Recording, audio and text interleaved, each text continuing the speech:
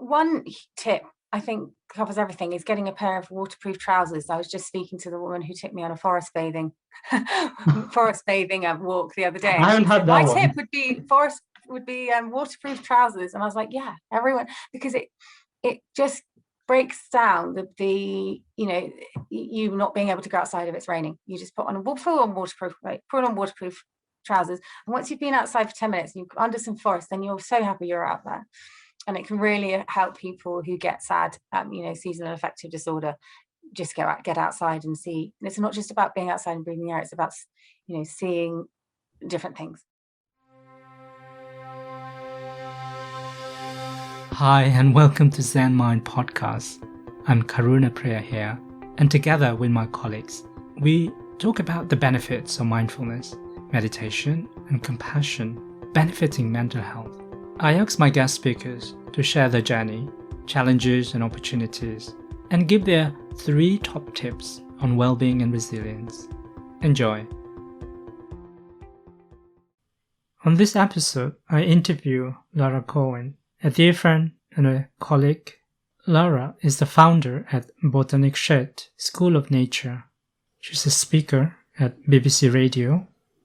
She creates nature-based content, artwork, and experiences that inform and inspire people to connect with nature in order to build their own strength and resilience. She is personally interested in engaging parents and their children to heal, educate, and to empower them to improve their emotional well-being and living environments. Her mission, which we all can relate towards, is to develop a better world for everyone in which biophilia, love of nature, is the leading language. Talk about your work. So you're working with nature and horticulture. Can you tell a bit about that?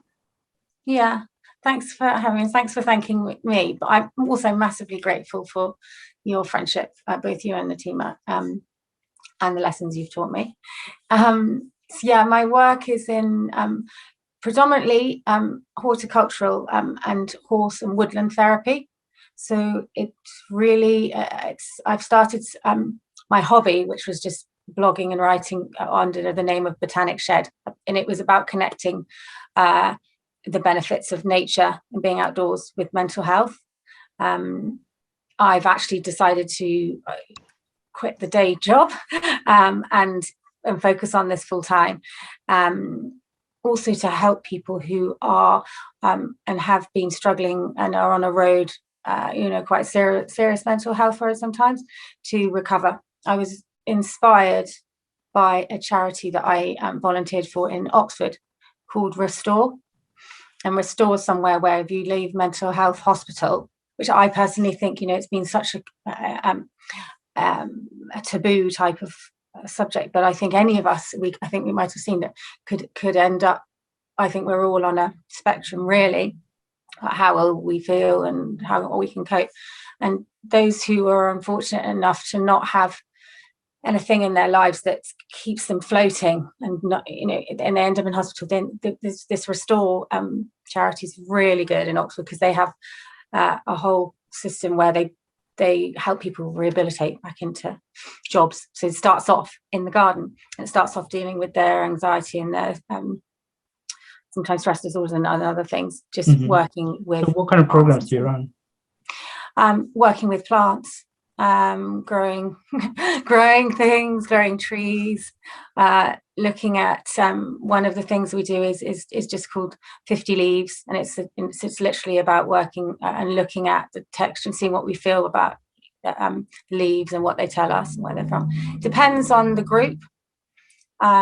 So that's horticultural therapy, obviously with planting trees, working with the soil, and it's about exercise, and it's about a meditative type of jobs, that you can really focus on.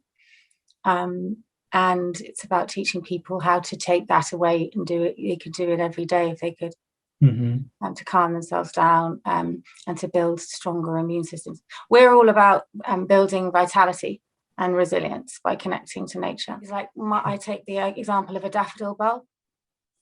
It looks like, if to a non-gardener, like it might not it might be dead, and you might want to throw it away because it's brown, it's round, it's got some straggly bits on it. But yeah, that's full of life, and it will grow in the right conditions, with the right sun and the right water and the right love and care. Like us, we can be given the right conditions again, we can regenerate. And I think if you identify with that, it gives you a lot of hope. So it's the same thing with horses. They show you, because they're so tightly and highly strung, but they can be so gentle and calming. So you can be really, really stressed out, but you could also, that's not the end. You're not suddenly changing forever into a, Is there a reason why horses, what about other animals? Well, the reason why horses is because their nervous system has such a high magnetic field, I think. Well, I know they do. And obviously they have a very sort of calming presence for humans. I think being so big and being so sort of, they're very, very kind, but very, very sensitive. And I think, yes, animal therapy across the board is really, really helpful, especially with dogs as well.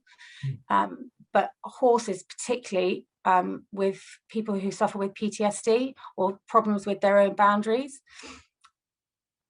you won't see a dog sort of jumping around that much. If someone comes to you, it's not the same with a horse. You can really learn about the horse's personal boundaries, and then you can identify by watching them and moving around and seeing when they start to flinch and what's comfortable for them. And you start to think, yeah, that's the same for me. I feel uncomfortable when people move too quickly towards me, and this is particularly the case in like when people have PTSD coming out of really stressful situations. They can't handle anything fast moving, or because their personal boundaries have been damaged.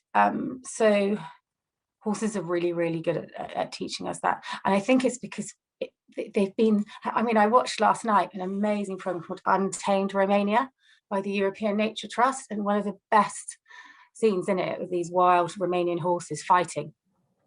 And they're just, so 1 minute they're just grazing like the most peaceful, beautiful animals, and the next minute, they're fighting like lions. I mean, you don't ever see that. No, and I just think that horses have got this ability to cope in very, very stressful situations and be very, very sensitive to things, but also to on the other hand, just to be able to completely calm down, communicate very deeply. Horses are also historically linked to traumatic situations like wars or Exactly. patrolling and things like that, right? Yeah, and a lot of the ones our partners work with, some of them have been just stood in a barn. They've been really badly treated, terribly done, but they still come out gentle. And building a relationship with such a trusting relationship with an animal who has every reason not to trust the world, or it's amazing because if you see someone who's so sort of jumpy, it might make you think they couldn't trust anything, which might make you think, I've certainly been in that situation where you're really, really jumpy and you're over anxious and you feel like you can't trust the world. But there's this horse there who's the same jumpy, but very, very trusting in, when it can calm down and tune in. Can you share with our audience, what's your journey into meditation? When was the first time you encountered meditation? First of all, I do remember when we were at school, we were taken out to like a field by a church and to ask, and given a meditation session. Where was it? It was out at Marlborough in Wiltshire. And I did, because we were a load of teenagers together, and I did remember thinking, this is really interesting. They're trying to look after us like this and connect us like this. And I'd gone to church with my granny a lot, and I find being in an environment where you're there to look after other people and yourself and to pray for good, or think about good things, I found that really comforting. So I thought that was good, but I don't think I meditated then, because we were just so to thinking this was fun. But I did have a very sort of pivotal, and I would say very emotional introduction to a meditation called Qigong, and it's where I was in Hammersmith, And I split up with someone who had noticed that I was crying a lot and stuff. And I thought, and he'd said, you should go and try and find someone. If you're not going to be with me and I'm not looking after you, then. And I thought, really? Oh, no. And then it was good he said that, because I went to go and look for something. And I found this yoga and breathing center, which I frequented very, very regularly for a few years. It was really, really good. But my first encounter there of Qigong therapy was a meditation where you connect with the energy around you through breath, and feel that you know, when you breathe in, you're expansive and you're showing, can you kind of just feel like, even now when I can do it, you feel that it's not just your body here, it's the world around. I found that I burst into tears when she taught me. You know, it was a one-on session, and I burst into tears because I felt it was so beautiful. Because I felt like my thoughts, you know, late at night or when I've been on walks and stuff, about how it can't just be this, we can't just be what we've been prescribed to do, and how stressful and sad things, and about, I mean, I used to think about sad things and problems in the world, but I used to think there's something there that we should be connecting to, and you know, that's stronger than us, or that we can be stronger if we're together with it. When I felt this energy therapy, I cried a lot because of the beauty, but at the same time, somebody guiding you. She was guiding me, yeah. She was teaching me how to move my hands and breathe. Qigong is about moving the qi, or life force, through your breath. Yeah, qi is energy and gong is movement. Yeah, exactly. But at the same time, I was thinking, oh my God, this is so beautiful. This is actually what I've been thinking of exists. I at the same time, it was like rush of happiness, and then also a huge rush of emotional pain, because I was releasing emotional pain, which was really good, which, as you said, that's what we need to do. We need to release emotional pain and trauma to move forward and to be able to carry, you know, other things and other people. So it sounds like you had a very experiential meditation, because a lot of people often do the breathing meditation where they'll have to kind of close their eyes and not think about. But I think you had something with physical, like qi, the movement, which was quite transformational. Yeah, definitely. I had another experience with, you know, it was in a way it was a vibrational meditation, because we were breathing a lot into the stomach and out, and keeping a hold of the same position, but with our legs in the air like this. And I mean, it sounds a bit wacky, and it was a place which was, in the end, I thought, I don't know really what this place is. It's a bit really like, but I felt, I mean, the level of meditation that my body got into, the fresh breath, you know, and the way I looked after my qi or my energy it worked. It really kept me happy. But this particular one, it was like we were on a 3-day course, and during this one, I can't remember how long we were in that position for, but we got to the point where it was literally like I was shaking a lot, you know, and I had probably broken down. I was just like, and so when they said release your breath and release the position, I just was just zinging. That's all I could say, and it's a word you could probably identify with, and I felt like I was lying on a brook, you know, and a bubbling brook, really, with water, clear water going over mossy stones, and the sound and everything. And I just felt like I was there, but I wasn't there, because there was nothing between me and, well, I was there, but there was nothing. My body wasn't a boundary between my body and the outer world. So I was really, I think, lucky to have such a big full-on experience just from breathing and doing that type of thing. And now when I try and meditate, you know, sometimes I'll be like, oh, didn't even meditate when I try, you know, it's not like that happens all the time. Sometimes I get so distracted, and you're trying to meditate and you get distracted. But you may be aware, Lara, about different types of meditation. There are body-based meditation, there is kind of emotion-based meditation, and also there's mind-based meditations. Also, I think you may be familiar with the mindfulness type of meditation that when you came in, that we were doing the mindfulness. I did your 8-week course, which was fantastic. Yes. That was so comforting and lovely, and it was, you know, the space where you held the course in was lovely, but but particularly when we had one-on-one at home, with either you or Natima, I felt that was really, it's like having a, as I said, because when I'm trying to do sometimes meditate, when I'm not outside in the field or somewhere really calm or something, it is quite hard to actually get in, because it takes a while to like calm your mind and really start to think. It does take a while, yeah. Oh, I really actually am relaxed now, and so your mindfulness coaching really helps with that. Also, I noticed that one is body meditation and is, in a way, Lara, is about stopping the monkey mind, right? The monkey mind is constantly going, right? Yeah. And when we meditate, like gardening or walking or even breathing, like we're trying to stop from this habitual mind and just observing and witnessing and living, connecting. And I think that's such a missing part, I think, in this modern world. I think we are connected in some way, but also we are so disconnected. And one of the things that I noticed that you preach about is about spending time with older people, elderly people, and young people. I just think that children are innately wise. They are untainted by judgment and by the monkey mind. They're just doing what they see. They're very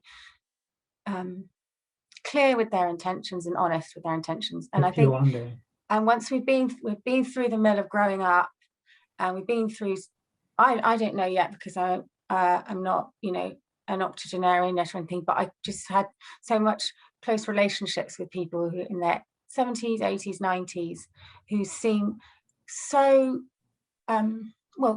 accomplished and wise, and back into that state where they're very open to and very accepting of everything, and slow, and they take, you can learn so much from them. And I think we can get nourished from relationships from older people and younger people. I think probably more sometimes than the people in the middle who are still trying to grapple with labels and judgments and surviving. So I think, and it's also just fantastic because the children often need people, just for one person for 5 minutes can make a child who hasn't really had much anyone to connect with or to inspire them. You can change their life. Teachers are fantastic at that, but you could be someone who really just that's on their way. And older people, I just think obviously children, in our society, all they want is to be accepted and to be loved. That's all they want. Yeah. Yeah. And if you can give your full attention, yeah, and your loving attention, that's what they need, and that can be quite healing for them. Yeah. And also, it's a very significant time, isn't it? Like growing up, it's very confusing for a teenager, for example, in this conflicting world, and having, if we spend more time nurturing and healing and talking and communicating with them, can be such a benefit, because we ourselves were one of them at once, and whoever comes in as well. But also the later life, which is a very important stages of life, in the retirement, for example. Once people retire, then we kind of like we forget about them. Like, and many people are not used to doing, what shall I do now? Like, I spend my life doing certain things, and now suddenly I'm kind of at home. What should I do? And I think it's such a delicate and important stage of life.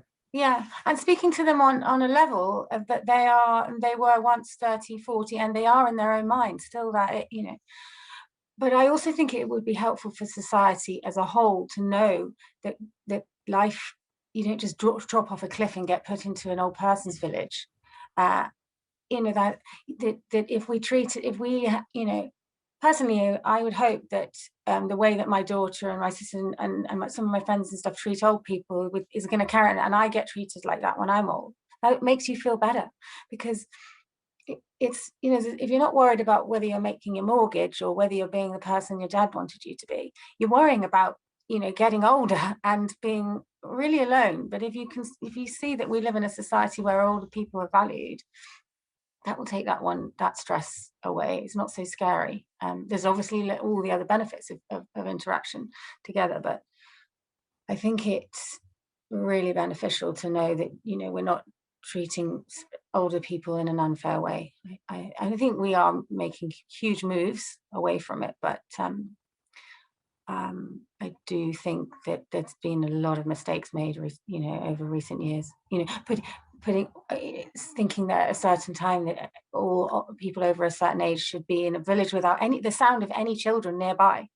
It's terrible. It's laughter or anything. It's just it was wrong. They got a lot to teach, isn't it? As much as younger people have a lot to teach to the adult, and then the elderly to teach the younger generations as well. Yeah. And then the middle, us in the middle can report back about what's going on. Yeah. The lively zones where if the older people aren't in the nightclubs in Ibiza at the end of lockdown. I don't know if you saw that, Joe. But yeah, I'm really, really love the idea of intergenerational therapy, and we do that's part of our programs as well. You can pick to come on a day where it's about intergenerational therapy too. Yeah. Brilliant. Yeah. So we're coming to an end of the interview. Would you give us 3 tips on how we can be more outdoor nature and how we can improve our health and well-being, Lara? Yeah, I can. It's been lovely talking to you. Thank you. One tip I think covers everything is getting a pair of waterproof trousers. I was just speaking to the woman who took me on a forest bathing walk the other day. I haven't had that My one. tip would be waterproof trousers, and I was like, yeah, everyone, because it just breaks down the you not being able to go outside if it's raining. You just put on waterproof trousers, and once you've been outside for 10 minutes and you're under some forest, then you're so happy you're out there. And it can really help people who get SAD, seasonal affective disorder, just get outside and see. And it's not just about being outside and breathing air, it's about seeing different things. And that's kind of that's just how to get outdoors. I would say that I would really take it seriously if you're feeling nervous and you don't really like the idea of therapy, or you don't know what to do. You could just start at home by starting to just spend time outdoors, even if you've got the tiniest bed, just cleaning the soil and looking at what might grow up and picking out any weeds that come up, tending to something, however small the area, is very, very, very calming for you, because it will help you into a mindful state of meditation. If you do it for at least 20 minutes, you will be quietening your monkey mind, and you will be reducing the level of cortisol running around your body. Better still, so like tip number 2 really is to smell the soil that you're working with. This is because the soil has bacteria in it that lets off negative ions, which triggers the release of serotonin, which is a happy hormone in the brain. So that is fantastic, especially in the woodland. You can sit down on the woodland and pick up. The other day I picked up some soil from with moss and everything in it, and I could smell germline. So strange. And then in the other hand, I picked some up, and I was like, that smells a bit more like watermelon. I was like, oh God, this is just a sort of rainy day. This is what's happening. So that's number 2. And then number 3, I would say, really, really important is to help with your sleep and quality sleep, is to get natural light into your brain first thing in the morning and last thing at night. So that this is your brain. Your retina is an open part of your brain. And so and this tip is from Geeta Tafora Seymour, who came on my YouTube channel. Neuroscience demands that if you want to feel awake and start your body functions moving in the right direction, you need a certain level of lux, which is how you measure light, into your brain. And from behind a window, you will only get in a few hundreds, but what you really need is to start your body off functioning well is 15,000, I think. So you have to open the door. Even if you can open the window while you're brushing your teeth and look out, you really need to give yourself natural light at the end of the day. And that natural light at the beginning of the day will help you with dopamine and serotonin. But at the end of the day, melatonin is so important for the circadian system, and for telling us to also high levels of it, telling us to go to sleep. So, I mean, in the ideal world, you wouldn't have any phone, and you would have gone out and looked at the moonlight sky and told your brain it is bedtime and time to get some good quality sleep. Thank you very much, Lara. And we look forward to connecting with you again and hearing more from you. Thanks for your time. Good. I hope And, anyone wants to and join how us. would people reach you? Is there Yeah. a link or something? Yeah, if you'd like to get involved with the Botanic Shed School of Nature, we've got various different levels of engagement. You can come and talk to us. We've got some morning meetings and some evening meetings in the coming weeks. You can find us, we're Botanic Shed, on Eventbrite and on the social media channels. We've got a blog, www.botanicshed.com. And we're on YouTube, and you can watch this short 5-minute interviews I do from people who have an insight into health benefits from nature, from people from neuroscience nerds to wonderful ex-monks and interfaith chaplains like you, to guardians of large swathes of England who are running. I did one great interview with someone who's running a festival called the Medicine Festival. So as well, if you'd like to go to that, that's an integrative medicine, East meets West Medicine Festival. Do get in touch with me too. Thank you very much. And please do check out Lara's YouTube videos as well. Thanks, Karina. If you like listening to our podcast and our interviews with leading experts, please subscribe to our channel and continue to receive updates.